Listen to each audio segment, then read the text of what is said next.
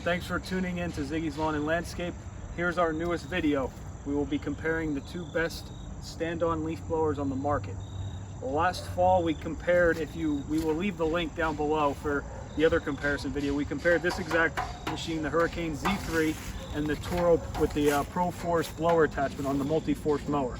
We didn't have the Scag last fall, and in the comments everyone's saying that the Scag Windstorm is better than the Hurricane. So we will compare the two with the speed. We'll show you the dimensions, everything you need to take into consideration if you're in the market to purchase one of these. If you do not have one of these, I will give you all the pros and I will give you all of the cons. It's mostly pros to why you should have one of these. Like I said, we have not used it for leaves yet. I've been using this every day for blowing off parking lots when we do lawn maintenance, and this one was also on the other crew blowing off parking lots. We use both of these in spring cleanup, so I can tell you right off the bat which one's better in spring cleanups. And they both have their pros and their cons when you're comparing them to each other.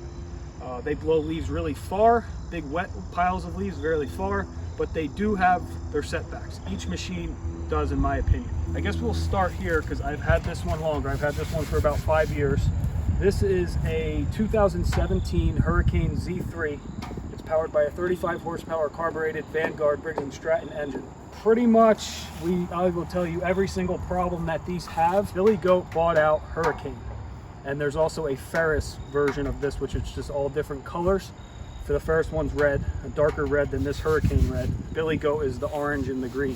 But it's the same machine, all the parts interchange are just different colors. Like we said here, 35 horsepower carbureted engine. In my opinion, just comparing the two, that's a 37 horsepower electronic fuel injection. Right off the bat, that's the better motor than this one. This one has been nothing but trouble, and I had trouble with the one I had before this, which was a 2015. Same exact problems. So they need to do their homework and fix some things, in my opinion, on this. What went wrong with the engine on this? I've had to replace the entire carburetor, entire fuel pump. The valves get out of whack very, very often on this, so you have to adjust them a couple times a year. Air filter, I mean, it's just typical maintenance, but we've had very, very strange problems with these. If you don't turn the fuel off on the carbureted version, it'll flood itself out. It happened on my original one, it's happened on this one, and then you're pouring gasoline out the exhaust pipe because the carburetor malfunctioned and the needle and seat in the carburetor let fuel go into the oil.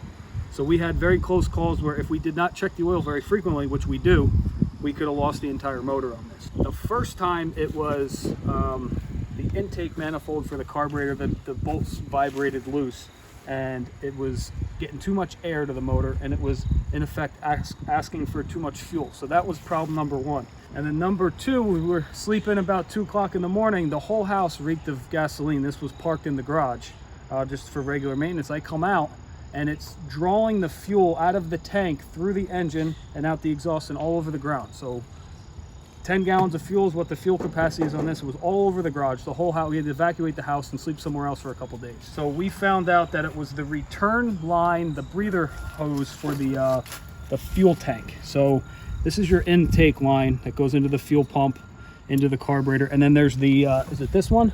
This is like a breather tube for the fuel tank so it can breathe to let the fuel come through. And there's a separate filter for it, for the air. The filter wasn't clogged. What happened was there was a tiny piece of dirt in the fuel tank that clogged up the line. It vacuum locked the entire fuel system and was drawing the fuel out through all this. It ruined the needle in the seat in the carburetor and out. So once I figured out that's what it was, I didn't want to take any chances because we use this every day. I could have replaced the needle in the seat. I replaced everything just to be done with it, and just so I could have peace of mind. That's the problems we've been having with this, very frequent flooding problems if you do not turn the fuel off on this. It's not just me. I've heard from dealers they have backfiring problems on this. That's why people choose this one over this, because of less breakdowns, but there's a lot of positives to this compared to that one. Checking out the hour meter, it only has 239 hours on this. So maybe I don't know. I think I did buy this one in 2000.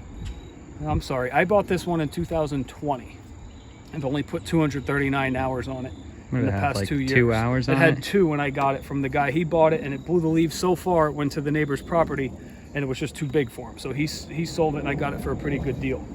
But at hour 100 it clicked over. I had to replace the entire right transaxle on this machine, which isn't cheap. The first one I had in 2015, I had to replace both. They were about $800 back then in 2015 or 16, and now they're $1,200 a piece. So this combines the hydraulic, the hydro pump, and the transaxle in one. I mean, you take these two bolts apart and it's just one giant unit. We've had problems with the mounting brackets holding the hydro pumps in place, the welds not being strong enough with them breaking, and then the pump is pretty much hanging by one other bolt, and it broke and ripped the whole side of the hydro off. And it's not that we run these really, really hard, it's just they were not torqued down right from the factory. These were the earlier ones. The 2015 happened to me. They updated that now, right? Isn't the bracket new? The bracket has welds on both sides of the L bracket, not just one side, so it's stronger. That solved that problem. Coming over to the front, I'm just showing you the negatives, and then we will go into the positives. We do go up and down a lot of curbs with this. We could set up the ramp from the walker mower, but we're driving all over the place in some really, really big parking lots, so sometimes we have to jump. The welds came loose on this side and we redid the whole thing, but I mean, that's kind of our fault, but the welds just don't seem like they were strong enough on the earlier models, I guess. Maybe they updated it. So this one has 3 chutes, a left, the right, and the middle, and they're basically car window motor actuators. And this is the older model. The newer ones have one toggle switch that run all 3, but this one has the 3 for each separate one. So just without starting it, I can show. We'll do that side. Open and close. That's the middle one. Open and close. And the right one, open and close. So the left side has more, it opens up more, and it's more for the volume of the leaves. The right side has a little bit more downforce, and the middle does not have near the power the left and the right does, but it's perfect for blowing off driveways and whatnot. The other thing that once I'm up here, I realized right off the bat is your parking brake is built into these handles. Forward, reverse, just like a standard zero-turn mower. And once you let go, they automatically come out, and it actuates another window-like motor actuator right here. And you can see it that right runs there. A gear and locks the hydros in park. Now the problem with these, if the bolts vibrate loose or over time, it will come out of alignment and it'll strip the gears out for the parking brake, and you end up having to replace the motor and then the gear behind it that has the actuator here. The teeth kind of wear down to nothing. It's almost like a rack and pinion, right? Yeah, kind of. And then you lose your parking brakes, and you have to put rocks behind the tire and whatnot if you're on a hill. But when it works, but when it breaks, it kind of stinks. That's the drawbacks on the machine. Other than that, occasionally the motors go out on the side chutes, but yeah, the good thing is that there's 3 chutes, so if one goes out, you can still kind of use the machine. Yeah, and they're inexpensive to replace. They take 2 seconds to replace them. I mean, maintenance on this is very easy. You open this, put the tube on to drain the oil, your oil filter, the spark plugs, the whole 9 yards. It's easy to maintain, but when it breaks, it's expensive. And the only reason I keep it around is because it's worth it. It's worth it for me to have this one. Yeah, don't think that they're the biggest pieces of garbage. We're just starting off with the negatives. What goes wrong, and stuff goes wrong on this one as well. I've only had it for the 10 months or so, but I'll go over what's gone wrong, and we'll go over a little bit extra. So coming right over here, the blower fan, they're both out front, but this one's a little bit, I mean, we have a tape measure, so we'll get you some dimensions and go over, because you might have some gates that right off the bat, this will fit through and this one won't. So that might ruin some jobs for you, depending on if you're looking at which one should I be buying. This is a vertical 37 horsepower electronic fuel injection. That's a horizontal. That one's bolted right to the fan. This has a PTO clutch.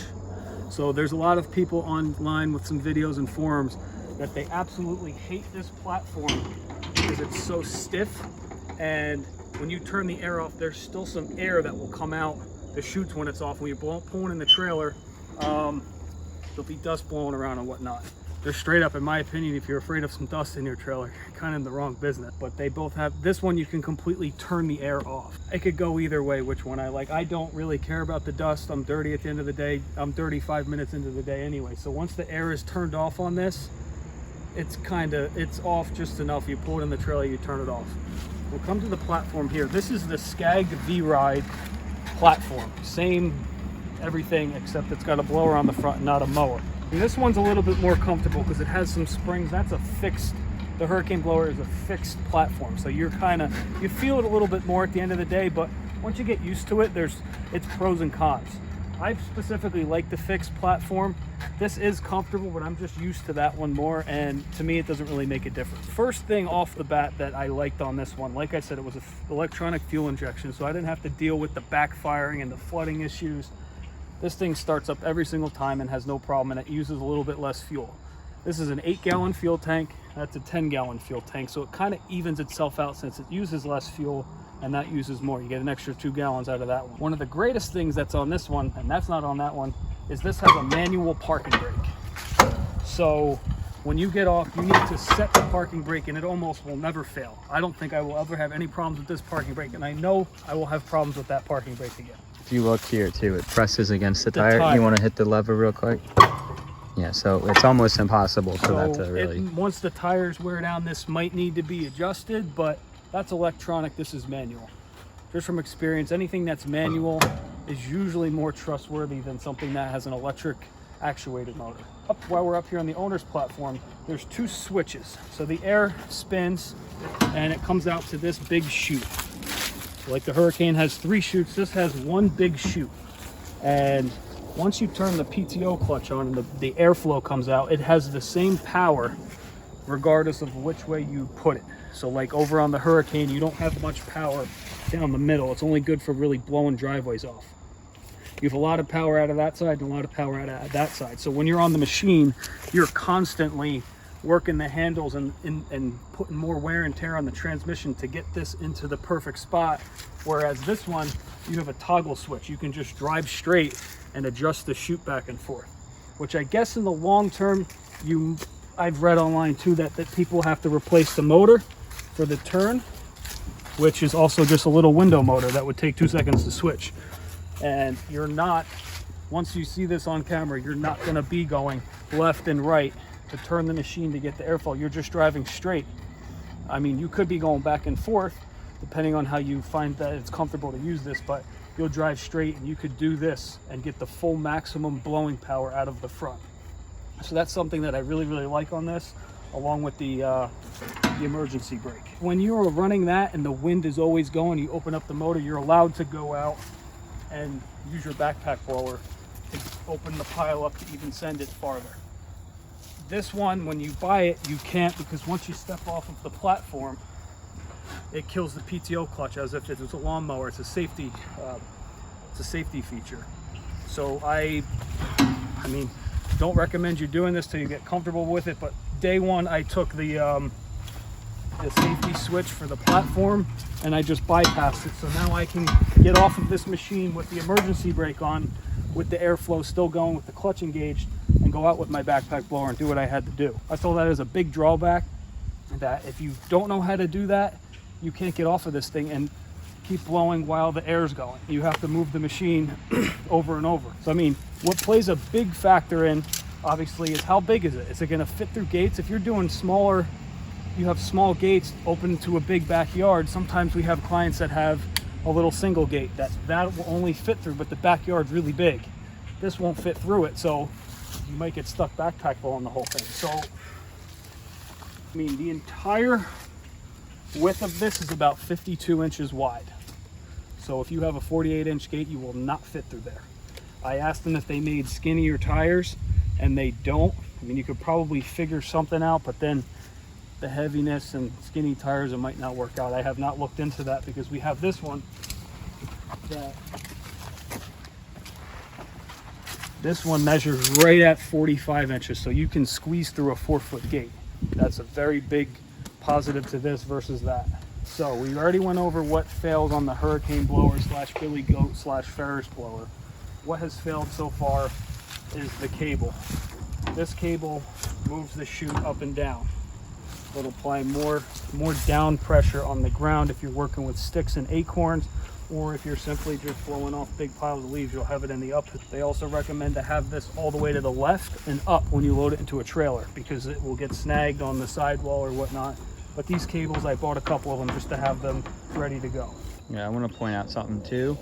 is that a lot of people buying this, since they think it's plastic, that it's garbage and that it's very flimsy. The way that we actually park this machine in the trailer, it's digging into the trailer wall, so it's a lot stronger than you think it is. Well, the teeth are digging in. Well, that's true, but I mean, we have hit the chute and stuff, and it's not like it just cracks like some old flimsy piece of garbage. It's just the cable. Yeah. It's just basically a spring-loaded cable that releases it up and down. So if you're not thinking about buying it just because of the fact that that's plastic, that's a bad decision because it is strong. And then going on, there's 2 single belts in here.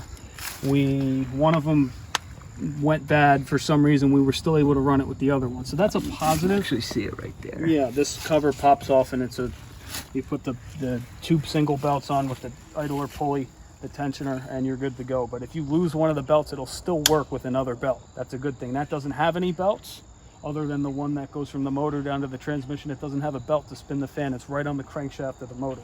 I mean, this one is obviously longer. It's about 70 inches, so like 5'10" lengthwise from start to finish. And the Hurricane blower is a little bit more compact. Including the platform, you are somewhere around 66 inches, so 5'6". It's about 4 inches difference or so. Just if you're taking this in consideration, if it'll fit in your trailer and if it'll fit through your gates and whatnot for your properties. A couple other things, the battery on this is a little bit trickier to change, but we do the battery maybe once every 2 years you need to. It's underneath here. This is a little door that we took off. Just haven't put it back on, but it has a bungee cord that's in here. It's a little tricky. You got to finagle it out here.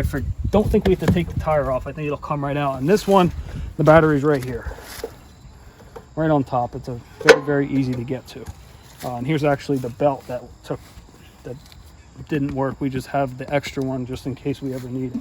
This one has 2 twin hydro pumps, just like a lawnmower. And then it has the transaxle for the gear underneath. It's not one whole unit for the transmission and transaxle. It's 2 separate ones, just like your Scag V-Ride, your Toro Multiforce. It's 2 separate ones. So this is easier to maintain and replace if you have to. That's pretty much it on that. Okay, so then we'll go over to ground speed, because time is money. If you're in open, wide open, flat areas and you need to go fast, the Scag is faster than the Hurricane. We looked it up online. This one's roughly 10.5 miles an hour, and this one is 9, I think. Not too much of a difference, but you're not really using it to go fast, especially in North Jersey where it's a lot of hills. You're using it for the blowing power, so you don't really need the speed. On paper, I think the Hurricane blower has more CFMs than the Scag. Demoed this one a few years ago, and we already had this one just to see what it was all about, and I liked this one more at the time. And then getting to know this machine over the past 5 years, all the stuff that goes wrong with it, when it works great. In my opinion, I would rather have this one than this one in fall cleanups. In spring cleanups, I would rather have this one than this one because of how much wider the nozzle is and how much downforce. You can get all the acorns and sticks and the snowplow little grime from the roads out with this one compared to this one. They're not far off in blowing power whatsoever. If I had to pick one today to tell you what to buy, I would say buy the Scag Windstorm, based upon the ease of maintenance, the easier to use, and it has less breakdowns. So going between the two, the problem that we find with this, it's very, very top heavy because the big impeller fan is more out front versus the Hurricane is, I think that's a horizontal motor, this is a vertical. So this one takes up more engine space, that one's upright. So that one takes less engine space and it's just more compact. And the weight is distributed better in that one than in this one. So if you're going down a steep hill and all the weight is in the front, you're gonna have a hard time backing up. Versus that one, you'll still have a hard time backing up, but not as much. You're gonna see a lot of videos through the fall we'll post of using both of these for properties. Like I said, that will come in key with some of the gates that we can't get through with this. In the wide open, we'll be using both of them, but we'll be using both of these on pretty much every cleanup that we have to blow to the woods. We went over the 3 individual chutes on this one. The older model has the 3 separate switches, and the newer one has 1 switch to control all 3.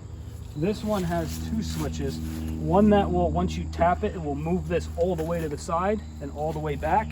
And then one that has little, you can pick wherever you want it. It's like a smaller adjustment. So we'll show you that without even starting the machine. We'll just turn the key on. And that way we'll push it all the way over.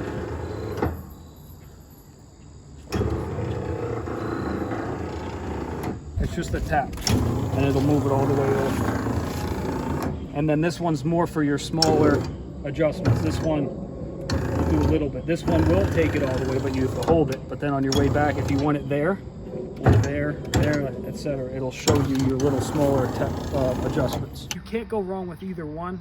Less breakdowns is this one. More efficient. They're kind of very, very similar, and they both have their pros and their cons. Oh, you did not say the price. Price-wise, that's the biggest factor usually. I was able to buy this in the springtime for $10,800. The price right now is around $12,500 to $13,000. This one, when I bought it, was around $10,000 a couple years ago. This now tops out around $14,500 to $15,000. So roughly a $2,000 price difference for the Hurricane versus the Scag. Okay, so pretty much like we said, if it comes down to price, the Scag is better for you. If it comes down to gates and whatnot, the Hurricane's better for you. But overall as a machine, I lean towards the Hurricane because I know how to fix it.